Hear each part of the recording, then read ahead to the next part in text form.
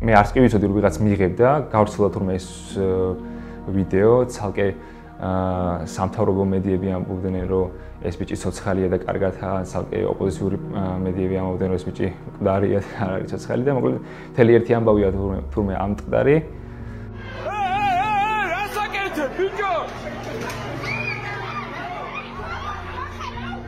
მე კიდე არც ვიცი რომ ამის შესახებ რომ თურმე ეს გადაღებულია, მე თვითონაც როცა ვნახე ეს კადრი მე თავად გამიკვირდა რომ ეს რა დამოვარდნია თქო რა, იმიტომ რომ სტრესული ზოგადად აქცია ყოველთვის არის მაშინ, როცა ამ ყველაფერს უყურებ ტელევიზიით, ეკრანიდან, თორე თვითონ აქციაში რომ მონაწილეობა აწმყოში რო ხარ, სტრესის მომენტი საერთოდ არ გაქვს. აი უკვე ეს რაც მეილმა ერთ-ერთმა ახალგაზრდამ რომ დამეტაკა, მაგ მომენტში უკვე თვითონ აწმყოში ჩავერთე რაღაცნაირად, მანდ ვიყავი რა.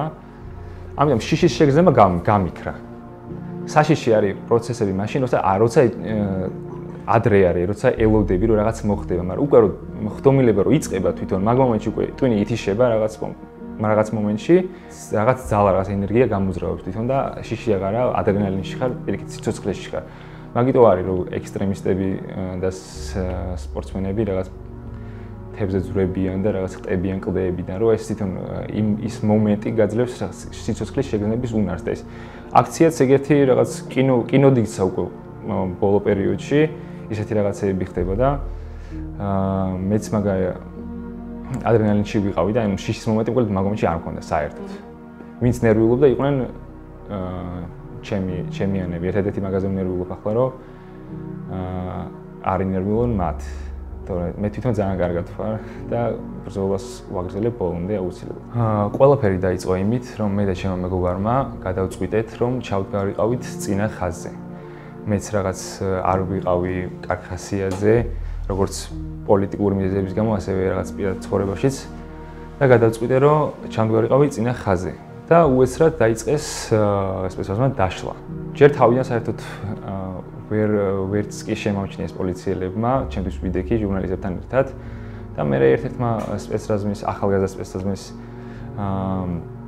წარმომადგენელმა რომ დამინახა, უცებ მოვიდა და შემეტაკა ფარით და წადიო დროზე აქედან და დამემუქრა. თან ამასობაში კიდე მომრავლდნენ უკვე უამრავი პოლიციელები, მე უთხარი რომ დამშვიდი თქო, მაგრამ მაგათ დამშვიდებს და რახან ალყა შემომარტყეს, მეც იძულებული გავხდი რომ გადავსულიყავი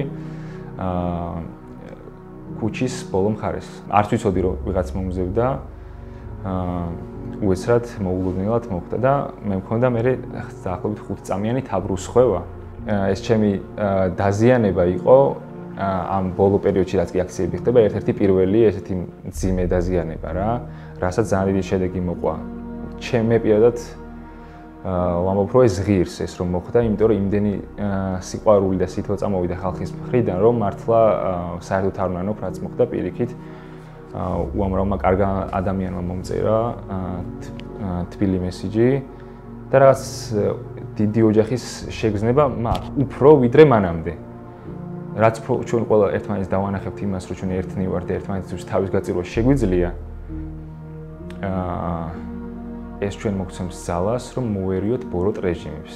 ეხლა ცოტა შეიძლება სენტიმენტალურად ჟღერდეს, მაგრამ და ბანალურადაც კი ვიღაცისთვის, მაგრამ მთავარია რომ ჩვენ ყველას ერთმანეთი გვიყვარდეს. ცოტათი მაინც და ეს იმხელა ენერგია, იმის სიყვარული ენერგია არის. რომ ყველა დიქტატურას და ყველა ბოროტებას დავამხობთ. ივანიშვილს კი არა სტალინსაც დავახევდით კიდე ყველაფერს ზემოდან, ჩვენ მთავარია ერთმანეთი გვიყვარდეს.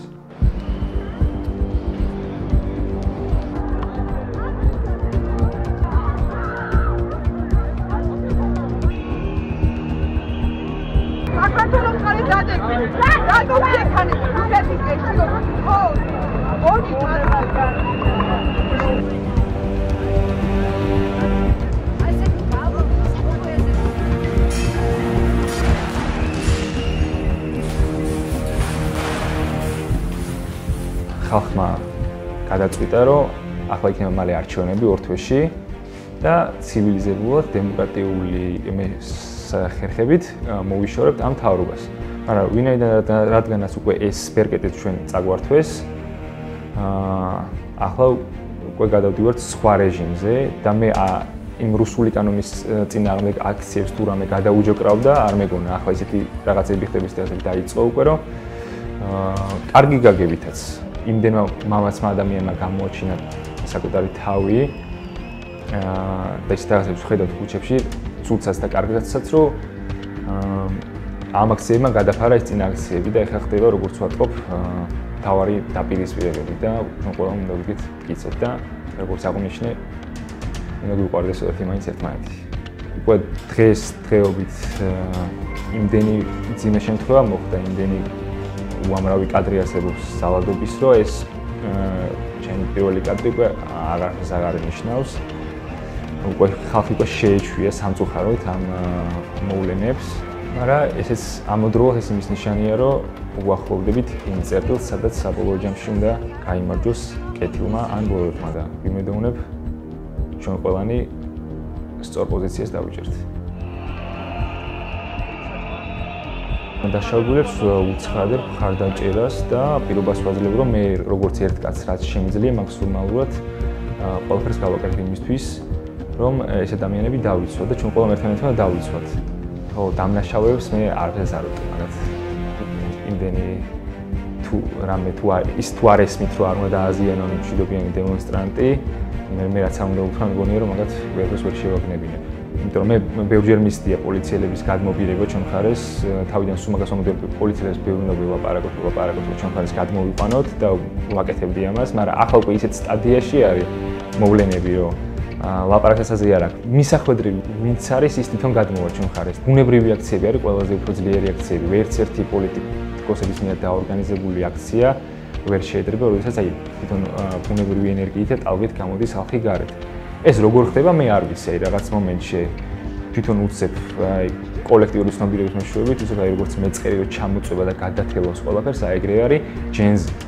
ჯენზი არის არაპროგნოზირებადი თაობა, რომელიც რაღაცა მომენტებში შეიძლება საერთოდ არ გამოვიდეს, მაგრამ უცებ აი როგორც სტიქია რომ დაარტყავს და გადათელავს ყველაფერს, ეგრე შეიძლება გამოვიდეს ერთ დღესაც და ყველაფერი გადავგუგოთ. ეგ ხდება პრინციპში დღეს, მაგრამ მთავრობა ამბობ თელ ძალებს იყენებს, რომ საკუთარი თავი დაიცვას.